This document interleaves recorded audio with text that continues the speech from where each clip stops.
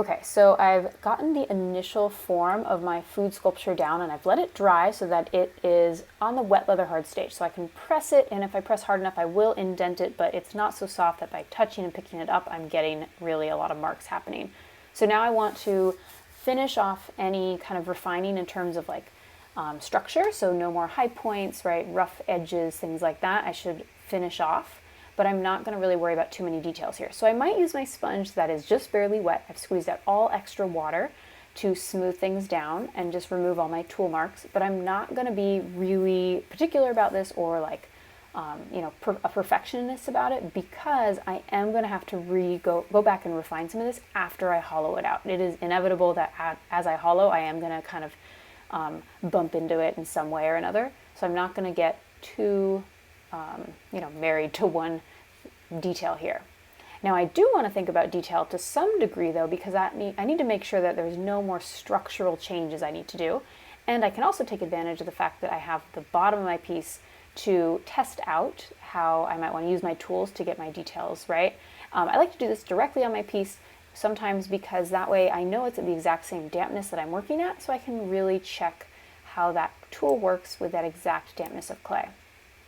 Now I am noticing that there's a lot more detail on an actual croissant, and I need to decide how detailed am I going to have it here, how stylized, am I keeping it simplified, right? So I'm not fully sure exactly yet how I want to go with that. I'm just playing around, but really I need to start hollowing out. So I might add a few details just to test it out and kind of think about it, but now I need to hollow before adding more details.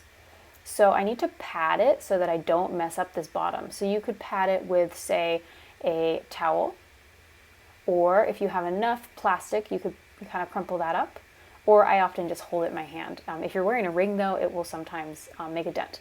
I want to bake about a thumb thickness, so I actually use my tool to mark out roughly where my walls are, just a little bit, and now I'm hollowing it out with my ribbon or loop tool. Now as I go, I'm really doing a little bit at a time, and you do need to clean out that loop tool each time you go so that you're not just leaving that carving back in there. So I'm making a little pile. Just like many things, we want to do this incrementally, right? It's much easier to undo a small mistake instead of a big one.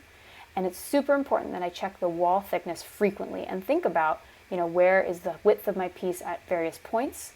So at the top point of my croissant, I need to obviously carve a lot deeper, whereas at those edges, I need to carve a lot less. So I really have to keep checking and checking as I go. So as you watch this, you will notice that I am carving and checking and carving and checking.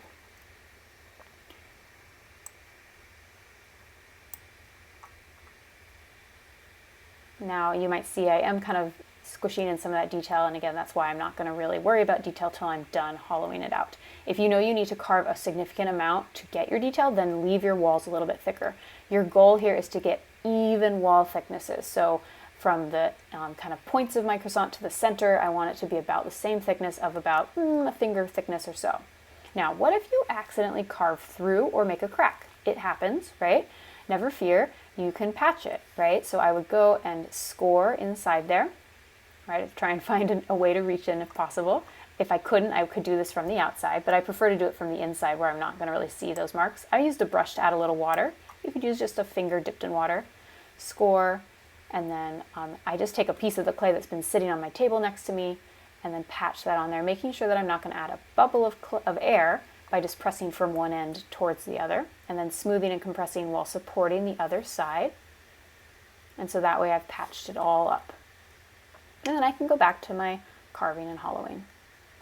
Now sometimes you might carve a little bit too close to the edge and it gets really thin and flimsy, so make sure you patch those thin edges, same manner, right? Scoring and adding a little bit of clay to that edge.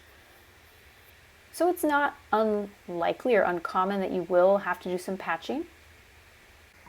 So I'm going to keep hollowing, and remember your goal is to have an even wall thickness of around a finger or pinky thickness. It is an estimate. Once you feel like you've gotten that, you're going to smooth and compress the inside. It is important that you have it fairly even because that helps with consistent drying, which helps reduce cracking. Now you're going to return your scraps to the bag and rehydrate with a little water because your clay is still good to use.